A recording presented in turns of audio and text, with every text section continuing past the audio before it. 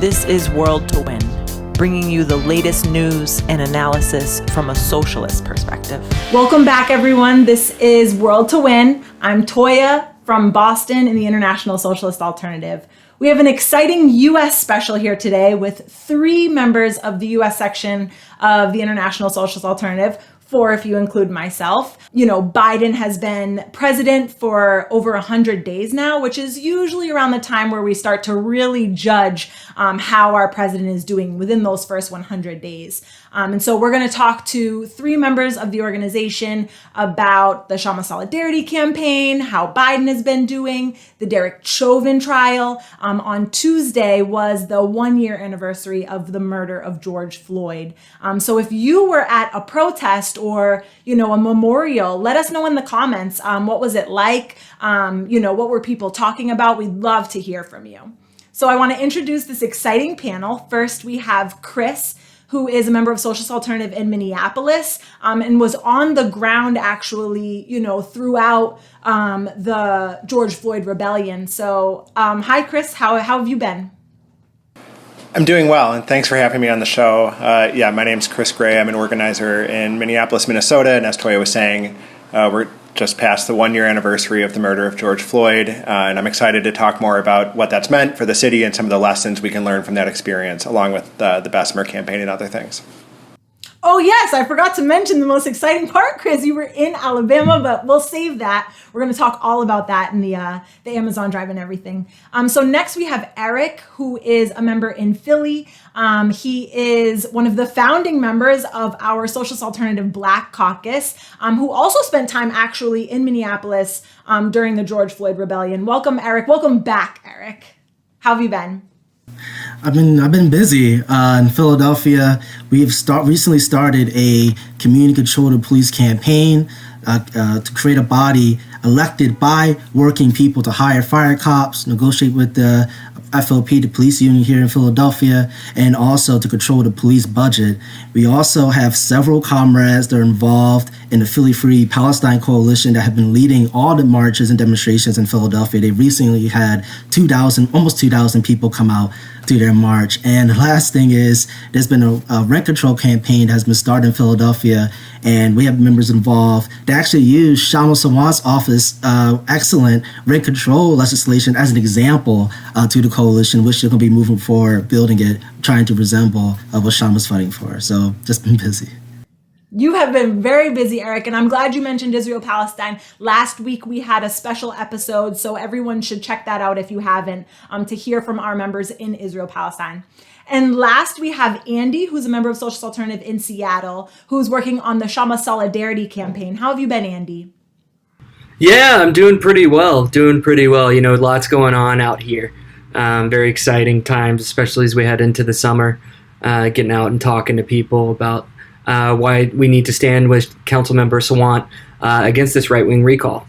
I'm so excited to have you all here today. And so let's get started with our discussion. So I want to start talking about President Joe Biden. We haven't really had a full discussion here on World to Win about how he's been doing so far. So I'm excited to hear from everyone and what they think about his first 100 days. He came into office, of course, with multiple crises. The biggest one being the fact that, 600,000 people died from a pandemic. The U.S. has managed to ramp up the vaccine rollout. I mean, in my state alone, we have, more than half of the adult population is now vaccinated. But we still have a terrible economic crisis that we're dealing with right now. A lot of the protections, the COVID protections federally with rent control, things like that. Well, not rent control. I wish it were rent control, but rent forgiveness during COVID are set to expire. The Black Lives Matter movement has forced the ruling class to take, very large measures to deal with the situation that we're in. And Biden, pushed forward a $1.9 trillion stimulus package. But I want to, instead of, just looking at the way the corporate media talks about how Biden's been doing, I want to take a socialist balance sheet on the Biden presidency so far. So, Andy, what's your take on the situation?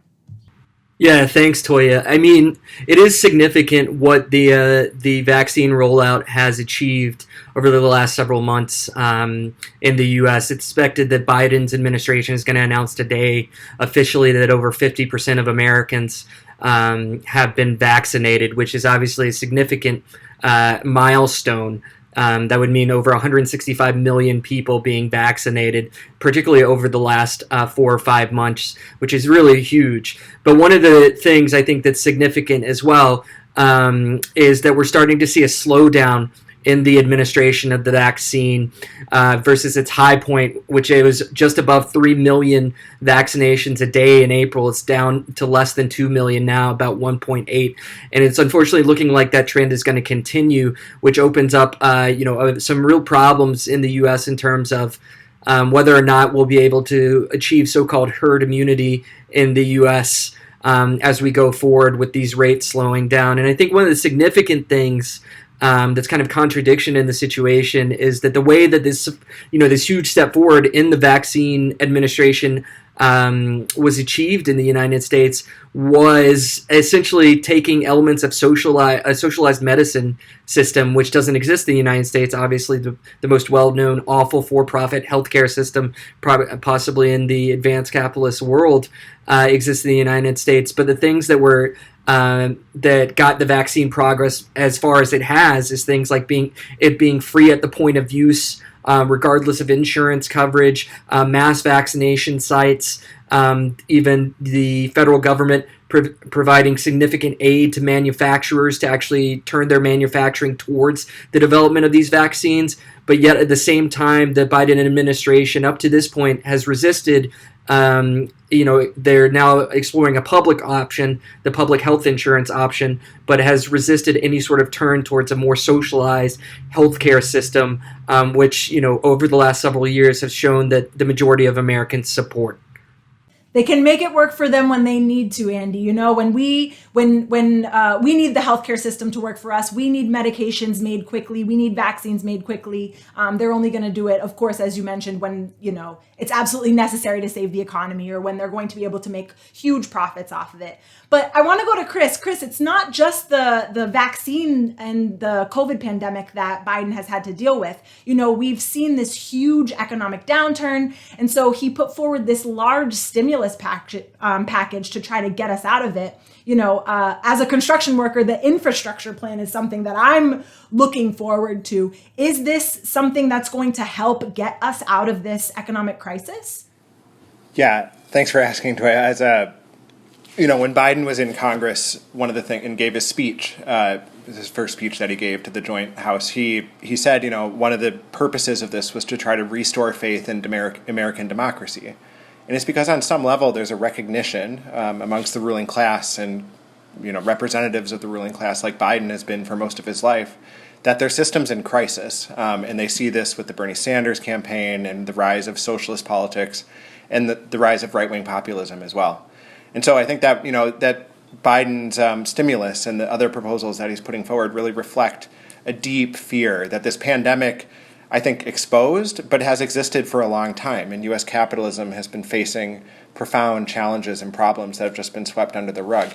And the pandemic now has just added more fuel to that fire. But Toya, you were saying you're a construction worker, and I think it's important just to look at how much will Biden's stimulus actually build. And so in the U.S. there's 230,000 bridges that need repair. And that's, in Minneapolis, it was actually about 10 years ago, it was very famous because a major interstate bridge fell down into the Mississippi River, and that provoked a whole discussion about the crumbling and decaying infrastructure in the U.S. because of what happened in our city. Biden's stimulus, of the 230,000 bridges that need to be repaired, Biden's stimulus will only repair 80,000 of them, which is far short. And many of these bridges are at the end of their lifespan. They're dangerous.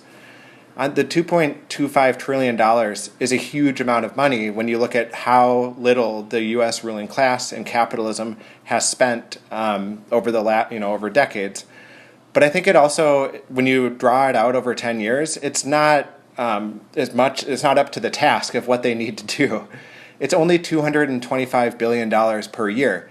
And we know that's almost the net worth of, that's a little more than the net worth of Jeff Bezos. And so if we needed to, by taxing people like Jeff Bezos and billionaires, we could do it an 11th year and put more people back to work and hopefully build green infrastructure and the types of things that are necessary. And I think just another example of the size and scale of the stimulus is that it only invests to totally redo the U.S. water system, which is really important because of crises like existed in Flint, Michigan, where a majority black working class city was poisoned because of budget cuts and a right-wing administration that ran the state. What they estimate is they need $66 billion to fix,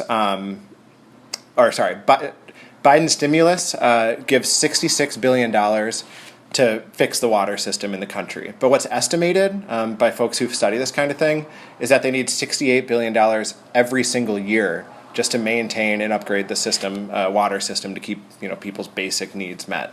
And so it's a big move, I think, that Biden is passing these stimuluses that are talking about putting people back to work and talking about an infrastructure plan. And relative to what they've done, what both parties have done in the past, it's a large amount of money. But when you compare it to military spending, when you draw it out over 10 years and look at how much this actually means for the economy, it's far short of what's actually necessary to rebuild infrastructure in the U.S. and to get people back to work. And also, it's far short of what they're going to need to try to save capitalism. This is a crumbling system where billionaires are making record profits, and they can't even fix bridges and fix the pipes. And this will only be a drop in the bucket. I mean, Chris, what you described is ridiculous. What we need to fix our water in 1 year, they're going to give us to fix the water just in 10 years. But we need that every single year. It's absolutely insane. But like you mentioned, the money is there. We can fix our infrastructure. We can put people to work. And also the green aspect, I think, is so important, what you mentioned. Rebuilding our infrastructure doesn't just mean using the old methods of repair, and we could fundamentally change the way we're building in this country. It's insane. I want to move on to Eric. We haven't heard from you yet, and I want to ask you about the Squad. Now, for those who aren't familiar with the Squad, it's this group of left-wing Democrats. The most famous one is AOC. What has the role of the Squad been during the Biden presidency so far? So unfortunately, they largely have not been bold in their approach. They refuse to take on Biden on a number of issues. Since the beginning of January, they refused to force the vote on Medicare for all, falsely believing in Pelosi and her lies that they'll get $15 minimum wage, which we saw did not happen at all. We also seen the detention centers, Biden bragging on national television that he's going to skirt state regulation on holding children by using army bases and federal land that the army uses to house children. AOC and the Squad have not really go against that at all. And the latest thing, student loans, Biden dropping student loans to zero. But Eric, hold on a second. You just said that AOC is not coming out against the way that Biden is going to hold children who are crossing the border. Didn't she get elected on the question of abolishing ICE, which is the government wing that deals with deportations? Why isn't she coming out against this again? Exactly. And she's not going out against it because Nancy Pelosi, Chuck Schumer, and Biden sat the Squad down and let them know that they are not going to go against their billionaire donors. They're not going to go against the prison industrial complex, and that they're not going to call for a mass movement that can actually fight back against the political establishment. And they know, and AOC said herself during the Bernie Sanders campaign, that her and Biden should not be in the same party. She knows this. And it's not a personal fault, right? Like, I'm not sitting here so happy that AOC is forced and the Squad's forced in these situations. It's because the reality is that the Democratic Party is a graveyard for social movements. At the end of the day, one person cannot stand against a capitalist party, which is Jeff Bezos, Walmart, and those type of people that benefit from the detention centers. I totally agree with you, Eric. These left-wing progressives get elected on these promises, but they don't really follow through in what is necessary to make sure that they happen. The movement building aspect that we talk about oftentimes in Socialist Alternative. But speaking of movement building, I want to, take us back over the past year thinking about the George Floyd rebellion. We just saw some weeks back Derek Chauvin get convicted.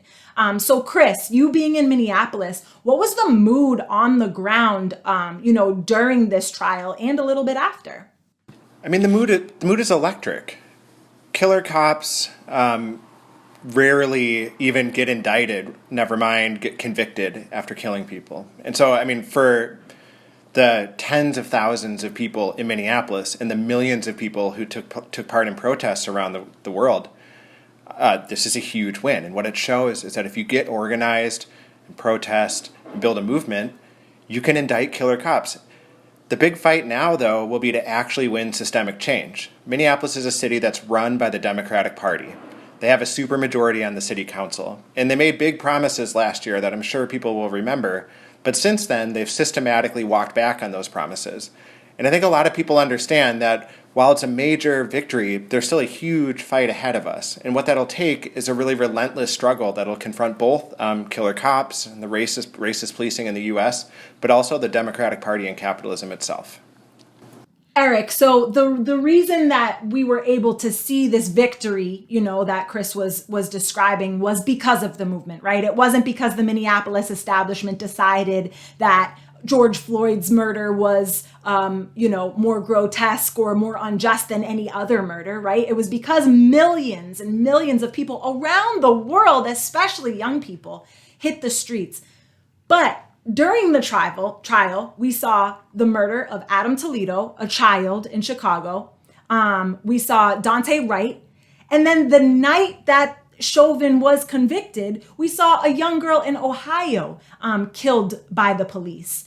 And, you described the what's going on in Philadelphia around the demands of defunding the police, but what are the strategies really that we need going forward to stop police brutality and to actually make gains in fighting racism? I definitely think that's the $1 million question. And really, 29 million people have been constantly thinking about this question.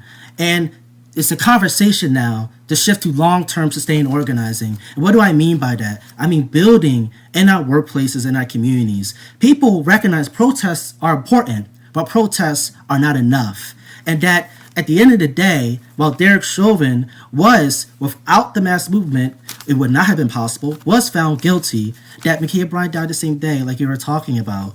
And we need community meetings to have discussions about what's the next steps forward. And that means also pushing labor into the movement. That was the massive absence in the George Floyd Rebellion, even though we saw really spectacular examples of labor solidarity with the Black liberation struggle in Minneapolis, where Minneapolis bus drivers refused to cooperate with the Minneapolis Police Department in arresting protesters.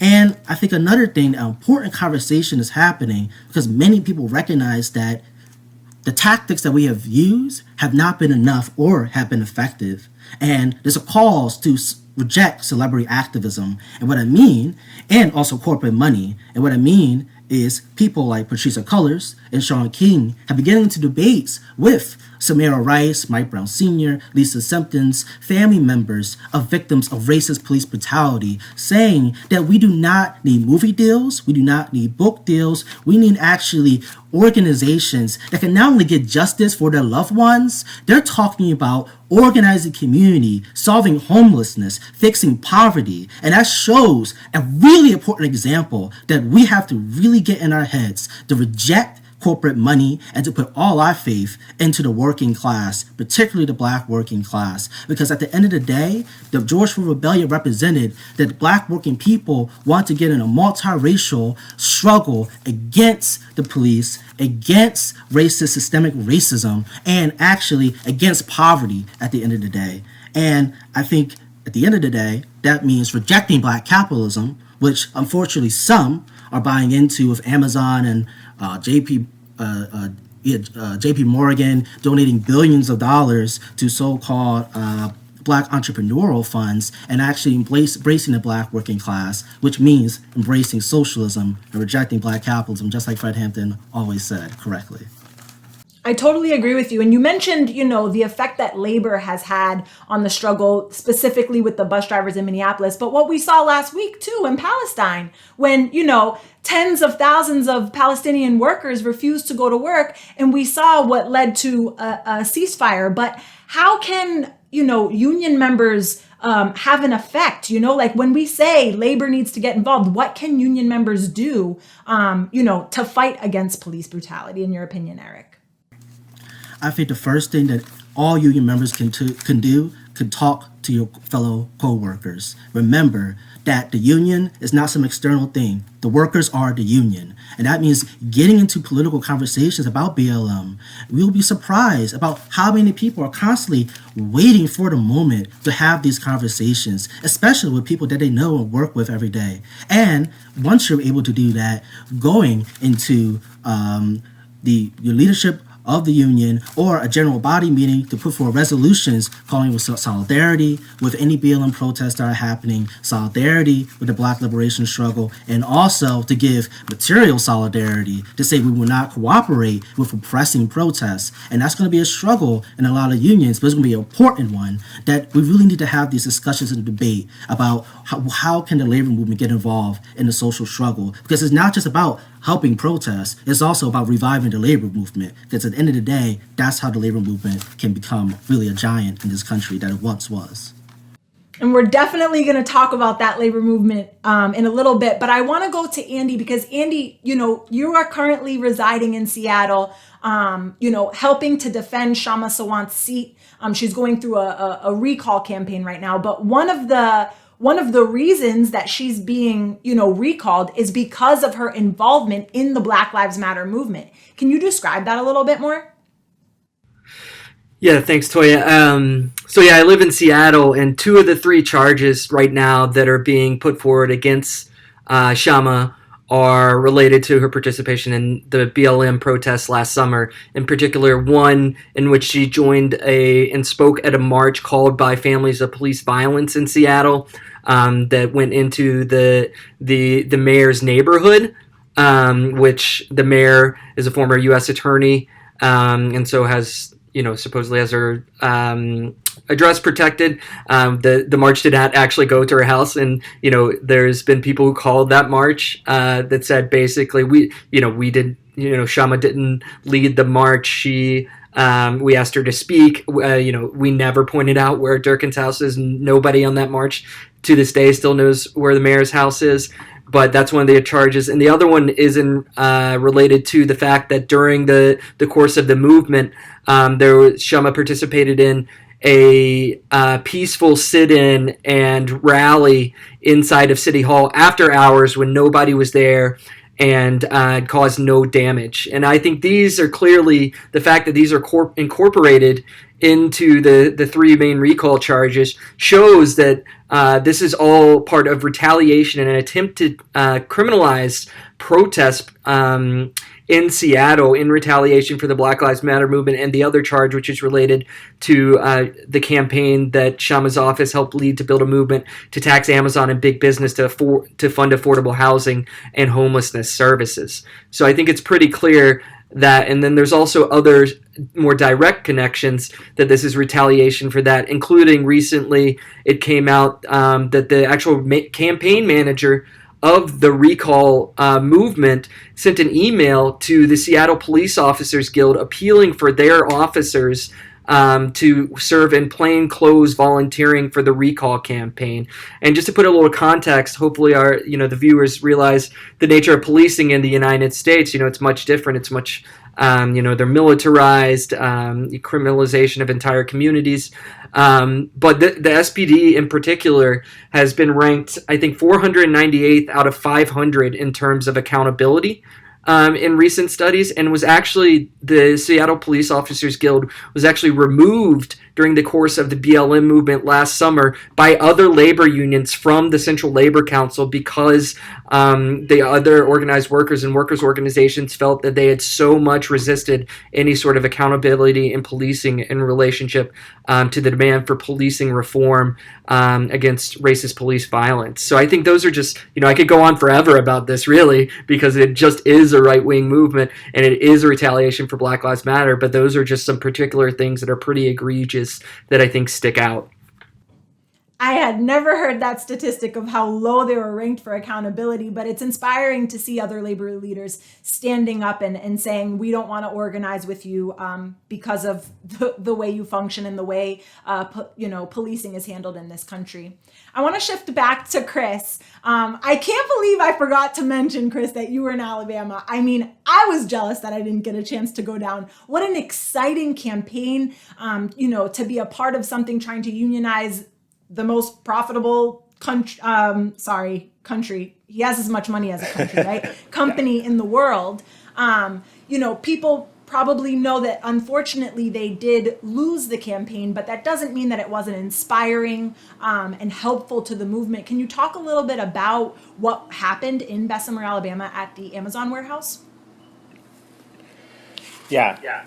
I mean, working class people were bound to fight back against Amazon, and they have been doing it for quite some time, but I think it's not an accident that we saw this union drive, and it's not an accident we saw it when we did. A year into the pandemic, where essential workers and Amazon workers have just been decimated by COVID-19, and they're already low. It's grueling work. It's absolutely alienating. Your job is literally controlled by lasers that tell you where to put boxes, and many people don't ever talk to their coworkers. Yeah, it's not surprising that people stood up and fought back. And it's not surprising they did it in Alabama, which is one of the states that's been dominated by an openly right-wing and bigoted administration, where it ranks amongst the lowest in terms of social spending, healthcare, access to housing. And it's a majority black workforce where there's a specific history in the South. And being in Bessemer, I think, was a really historic thing because it showed that working class people have tremendous power, even in red states, which is a whole feature of what we've seen over the last few years. And red states are states where the Democratic Party establishment has almost given up on the possibility of the working class doing something. Like in Alabama, for example, they never even try to win elections and they just let the Republicans have the state. And I think it's really important that we saw when people stood up and fought back, they looked to the union. And they looked to the union in a multiracial way, where white workers and black workers and immigrant workers tried to work together to take on the richest billionaire in the world, Jeff Bezos. As we've talked about him a lot during this episode, and we should. If you count to 10, Jeff Bezos makes $22,000. That's unbelievable when you think about people who are trying to buy food, groceries, or their insulin. So I think it makes sense. And I think the whole campaign showed that people are very fed up with the way things are, that billionaires are making more money than they ever had before, while people are worried about not just whether or not they'll have a place to live or work, but they're worried about whether or not they can stay alive during the pandemic.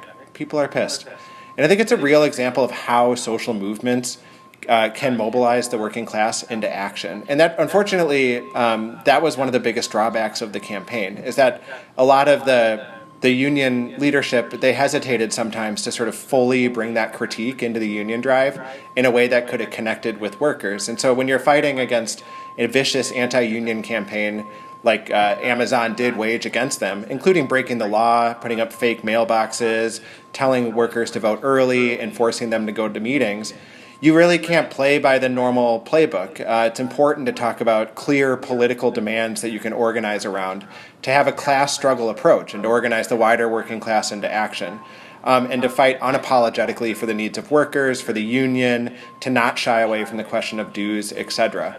And I think that was one of the biggest drawbacks, and in some ways Amazon workers, who have been at the forefront of the struggle down there and fought a heroic campaign, ended up fighting to some extent with one hand tied behind their back, and that's unfortunate. But since Alabama is a red state, meaning, it's run by the Republicans, and Republicans support right to work, which is anti-union legislation, is it safe to say, can we say that that's why they lost the union drive, because most of the people vote Republican and they don't support unions? Well, that's what they tried to say because they wanted to dismiss the power of these workers. But, the right to work comes from the South, and it was an effort to keep black and white workers divided. And I think there has been an attempt to sort of dismiss this as like the loss is because workers are somehow more reactionary or something like that. But to me, the opposite was true. These workers were ready to throw down and fight as hard as possible. But it was true that there are weaknesses in the South, and one of the weaknesses is that the labor movement is starting from a very, very low place in terms of its confidence and ability to fight. But yeah, just to say that like it's a red state and that's why they lost, that wouldn't explain why they took up the fight in the first place, which I think was a fight that's historically necessary. I think it's a fight that you can see again in Seattle this year. It's absolutely essential that we mobilize everything to win, because when you go up against Jeff Bezos, he's going to throw everything he can at you, including cheating, and that's what he did in Bessemer, and that's what he'll do in Seattle again. Absolutely, and it's no surprise that these workers were organizing at a time where, as one of the organizers who came on the show said, kept America going, made sure that America had Christmas. During a pandemic, these workers were working in terrible conditions. But I want to ask Eric, even though you weren't in Bessemer, I don't think, Eric, but there was a huge aspect of sort of like a civil rights union drive in regards to what was going on in Bessemer. What's your take on that? Did Black Lives Matter have an effect over why people wanted to unionize? Well, absolutely. Unfortunately, I wasn't in Bessemer. Blame finals. It showed the explosive combo that the ruling class of this country has absolutely feared, since 400, 500 years. And that's the combination of the labor movement and the Black liberation movement coming together and actually fighting for a multiracial working class movement. And that's what it showed. It was not an accident that Amazon just so happened to stumble along Bessemer, and hire majority Black workforce and also majority women workforce as well. Why? Because they know the ruling class calculus is that they can exploit these workers more, oppress these workers more, give them lower wages, and even though they get paid 15, it's a lower rate compared to the other factories that work in the same state, in the same area. And it showed the reliance on the Black workers. That Amazon, at the end of the day, is just like any other capitalist. They rely on cheap labor. And that means, ultimately in this country, non-unionized labor. But that's the twist, is that Black workers and the workers there have much more power, and they begin to recognize that the same company, the same type of people that back law and order statements or phony progressive identity politics type statements like Amazon saying therefore Black Lives Matter, but meanwhile forcing Black workers in the early onset of the pandemic to go into work in Whole Foods and get COVID, they recognize that they can't rely on the bosses. They can't rely on the system to really fight for them at the end of the day. And I think that it's not an accident why, at the end of the day, that Amazon spent billions of dollars against the unionization effort, because they recognize that danger. And I think at the end of the day, that I think it was really important for especially the young people that are looking at this, especially young Black people, is that the fight for Black liberation, the path towards that is the path of class struggle. That ever since Martin Luther King with the Poor People's Campaign and also the Detroit Revolutionary Union movement, that was Black workers unionizing Chrysler factories after the Detroit Rebellion, which was also a multiracial rebellion against systemic racism and against police violence and against poverty, that we really have to make sure that we build a movement that can back up these Bessemer Amazon workers and not abandon them just because the unionization drive failed this time, because the struggle is not over. I totally agree, Eric. I mean, not only can we not abandon, but we can't give up. We have to learn the lessons of what people experienced in Bessemer, Alabama. So, Chris, I'm going to put you on the spot for a second. Since you were down there, you worked very closely with some of the workers and the union activists and the union itself. if you had to say what were the three key lessons to take from the unionization drive in Bessemer, what would they be? Yeah, I think you raised the question of right to work earlier, and I think there is a debate taking place now about, do labor laws need to change before you can organize unions? And was it impossible to organize Amazon because of right to work, or because of the limitations of the National Labor Relations Board, which is like the government sort of oversight body over unions? And I think the lesson should be, no matter what, Amazon will cheat. They already broke the laws that were on the books, and it's well documented, and it's going into court, but Amazon's excited about fighting it out in court without a union because they were able to win the election. But more importantly, I think it gets the kind of cart before the horse, or the horse before the cart, I'm not sure. Laws in this country, like, where did labor laws come from in the U.S.? They came from militant class struggles, like Eric was talking about, in the 1930s and later on as well. And that, class struggle shapes the legal system, and at a certain point, the ruling class needs to reply. And so I think it's like Amazon's going to cheat. And, for example, there's a discussion opening up right now about the PRO Act. And just to be clear, the PRO Act would be a major, major sea change in the way that labor law is written and dealt with, and I think it would open a lot of doors for unions. But it doesn't mean that Amazon won't cheat, that they won't threaten people's jobs, that they won't lie to them, and that they won't scare them in times of the pandemic to vote against the union, and that's what they did very effectively. I think the other lessons that were really important in Bessemer is that, as Marxists, but I think many more working class fighters beyond Marxists understand that the key force that you need to take on a beast like Amazon is the workers themselves, and that they're the ones who understand on the shop floor what the conditions are, how to talk to their coworkers, what the different moods and consciousness are, and how most effectively to fight back. And I think that was a drawback where, because of the way the union went about organizing the campaign, sometimes Amazon workers were in Bessemer were more like spokespeople than they were immediately, intimately leading up every aspect of the drive. And I mean, that's not a good way to go about it, but more importantly, that sort of has you, again, fighting with one hand behind your back. And in a fight against Jeff Bezos, you want to be able to mobilize everything. And just the last thing I'd say is, I think, when we talk about a union drive can be a specific thing where you win a contract, hopefully, at the end of it.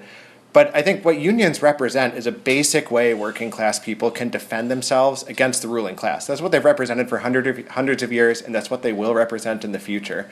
And so I think, there's a lot of debate about, like, can unions do this or can they not do this? Do we need a new form of a labor movement? And I think it is really important to think about that. Those aren't new questions for socialists who came up against these types of things. But I think we should point out that what union drives and strikes represent is it's a piece of the broader class struggle. And I think the lessons of many successful labor drives of taking on the ruling class, which, by the way, Amazon's not the first too big to fail company that we've existed. At some point, U.S. Steel, Eric mentioned Chrysler was unionized. I think those lessons show that in order to take on one individual boss, you have to take on the whole capitalist class as a whole. And to best do that, you need to mobilize the whole working class. And we were talking about Minneapolis. Obviously, in 1934 here, there was an example of that, where there was the Trotskyists in Minneapolis led the Teamster strike. But the way they won the Teamster strike wasn't just by talking about voting yes for the union. It was mobilizing the full power of the working class through a general strike, and even confronting the bosses, police forces, and hired goons to win the union. And I think those lessons are just as true today as they were back then. So, Chris, it seems like you are optimistic about, organizing new unions or, reinvigorating the labor movement. Real quick before you head out, do you think that we can beat Jeff Bezos? Well, I wouldn't be here if I didn't. Absolutely. I think we're beating Jeff Bezos. We've already beaten him in some ways in Seattle. We beat him with HQ2. Around the world, there are Amazon strikes taking place. It's just that Jeff Bezos is strong. He has a lot of money and a lot of power and a lot of influence in these places. And so can Jeff Bezos be beaten? I mean, I think it's when will he be beaten? But in order to do that, we'll need to learn the lessons, not just from the Amazon Union Drive in Bessemer, which is absolutely essential, but the lessons of the global struggle of the working class, which I think is absolutely, we need every tool we have. And what we have is an international experience, an international organization, and a wider class struggle that, of course, we can bring down Jeff Bezos and all of his billionaire buddies, just like many others were brought down in the past. I want to thank Chris and Eric for coming on the show. I'm going to keep Andy a little bit longer because I want to talk about the Shama Solidarity campaign, but thanks for coming on, guys, and see you again real soon. Yeah, thanks for having me, Toya. Yeah, see ya. Okay, Andy, I want to hear all about the Shama Solidarity campaign. Shama herself, built, along with Socialist Alternative, of course, a campaign to tax Amazon to build affordable housing in Seattle. And of course, the ruling class, Jeff Bezos and all his billionaire buddies that live in the state of Washington, were very upset to have to pay taxes because they don't. And so I was wondering if you could give us a little bit of an update on the campaign. We haven't talked about it in a while here on World to Win. So what's going on in Seattle? Yeah, Bezos and buddies are really upset about the tax Amazon movement, which is what the third charge is related to against Shama, right? And they're upset because of the victory that we achieved there and the movement that we built. And in fact, many of, just like in 2019, many of senior Amazon executives have now donated to the recall campaign, including Jeff Bezos' elite kind of like core of people around him called the S team. A number of their executives have donated. And what's happened since we last talked about it really is that the ruling has been upheld, right? The Washington State Supreme Court ruled in early April that 3 of the original 4 charges that were levied against Shama would go forward. And part of, they chose to stand with the right-wing recall on these issues, despite the fact that the recall charges are not actually true. And part of that is because that in Washington State, the recall laws are really undemocratically written. They don't actually have to be true to be able to be put on the ballot. It's just ludicrous when you think about that. And so they're going forward, and the recall campaign has begun collecting. They have to collect around a little less than 11,000 signatures of voters in Seattle to put that on the ballot. So that's what they've been doing right now. And what we've been doing is building up our movement to get the truth out about these charges and talk about what is actually happening here, which is this right-wing and corporate-backed recall attempting to criminalize the right to protest, attempting to push back on our movements and what we've won through Councilmember Sawant's office, in her helping her using her office to help build these movements, to send a clear message that they are trying to reestablish the status quo. And this is not about, like they say, Shama having broke the law. Of course, that is an old talking point that was used against the civil rights movement, as well as this point that they've tried to use of the Shama's campaign, the Solidarity campaign, and her support is just held up by outside agitators, when in fact, time and again, Seattleites in District 3 in Shama's home district have reelected her, and that this is an attempt to undo that 2019 election undemocratically. So we've been building up our support. We now have 16 union endorsements to the recall campaign's none, so that's really good. And at the same time, we're trying to keep pace with their corporate fundraising. They've raised almost $500,000 in dark corporate money, and so we're doing really well to keep up with that, but also building our own kind of like door knocking apparatus and trying to get out and talk to voters and workers in District 3 in Seattle about what's the need to keep Shama in office. And at the same time, as a true workers' representative, Shama's council office is not just playing the defensive, but is going on the offensive for working people, right?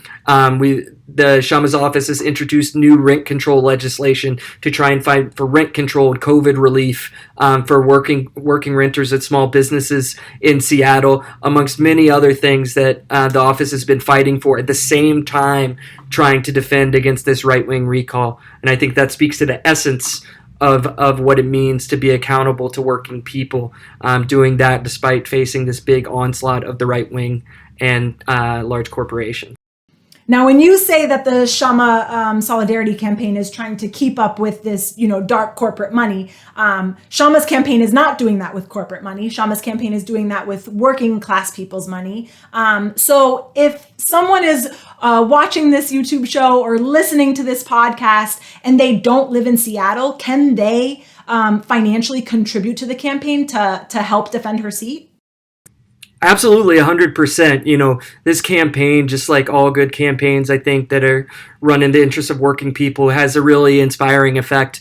What we've been able to do in Seattle with Shama's council office has an inspiring effect to workers around the country. We've had, they try and knock it, the corporate right-wing interests that back the recall try and knock us for it. But we're really proud that, we're getting donations from, mail carriers in Minneapolis or, bus drivers in Boston, Massachusetts, or, grocery workers in North Carolina. We stand proud of that. $50 from those workers, I would rather have that any day than all the money that the recall campaign is getting from Amazon executives, real estate lobbyists, and slumlords, all of which are on their donations list, even if they live in Seattle, right? I think this is a campaign, and what we've done over the years that Shama's held this office is a very powerful example to working class people nationally and internationally, and that's why they're inspired to donate. And I'll take that money every day and defend it on every single door. That's what we're all about.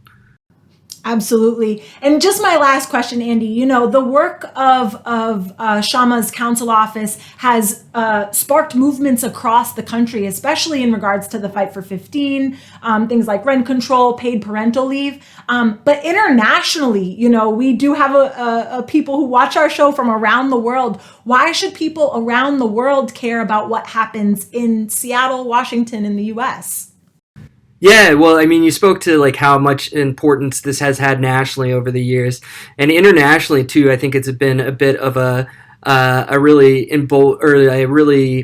how do you put it, inspiring thing as well to see how like a principled Marxist, a socialist in only one seat in one city council in a major U.S. city can have an impact on the class struggle in the United States, which the U.S. obviously it's a certain sense is still the big belly of the beast in terms of imperialist influence on other countries around the world. And being able to use our position in Seattle to kind of give confidence to movements of workers and poor people around the world is important.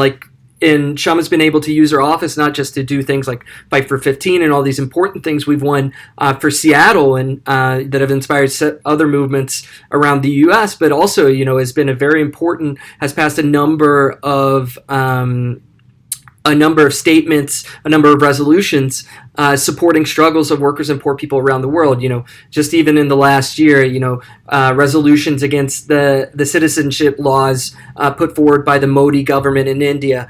Just yesterday, actually putting forward a resolution in solidarity with the workers and oppressed in Israel, Palestine against the war that's going on there, putting that forward. And also, most recently, and ended up, we have a sense of proportion, but can help to contribute to the fact, putting forward a resolution to call on Joe Biden and the Biden administration to lift patent restrictions on COVID vaccines and to, around the TRIPS waiver so that vaccines could be produced generically in countries around the world. And so, I think all of those things are just a few examples of how we've been able to use this one little office to actually hold up worker struggle around the world and really have an impact. We've gotten solidarity statements even in the last few days from different forces around the world expressing solidarity with our defense campaign against the right-wing recall because of how important this is to them, right? Quebec Solidaire in Quebec passed a resolution recently in favor of this. We've had, interviews in German left newspapers that are interested in this because workers and young people around the world see the importance of this seat so much. Andy, I want to thank you so much for coming on the show here today. And anyone who is in the United States, please consider donating to the Shama Solidarity campaign. You can find it in the link below. All right. Thanks, Toya. Thanks, everybody, for having me. It's good to be here. What an exciting episode we had today, but now we're going to go to the shout out of the week. And we are shouting out the International Solidarity protests on May 31st. So on Monday, May 31st, the former left legislator Longhair and 46 other defendants will stand in trial in Hong Kong for inciting subversion of state power. If they're found guilty, the maximum penalty is life imprisonment. And, you know, with this trial, the Chinese regime has rounded up almost all the opposition leaders and proposed candidates from across the spectrum of anti-government politics, including trade unionists, which we've discussed today is extremely important, pro-Western liberals, and right-wing localists. So under the new political system in Hong Kong, 4/5 of the legislative council seats will be appointed by a CCP-controlled committee or by business groups. And all the candidates will first be screened by secret police to ensure that only patriots run. This is absolutely horrendous. And so solidarity against repression in China and Hong Kong and the International Socialist Alternative will be organizing solidarity protests around the world tomorrow, May 31st, or in a few days following. And so what we're demanding is the scrapping of Hong Kong's national security law and the release of political prisoners. And we're also fighting to rebuild mass revolutionary struggles against the dictatorship and to spread the struggle to China, linking this with the struggle against capitalism and imperialism. And so you can follow the solidarity against repression in China and Hong Kong on social media, so you can stay up to date with the campaign. So I want to thank everyone for watching our show today. If you are going to a protest tomorrow, please let us know in the comments. And next week, I can't wait to see, what everyone did, and make sure you follow the solidarity against repression in China and Hong Kong on social media.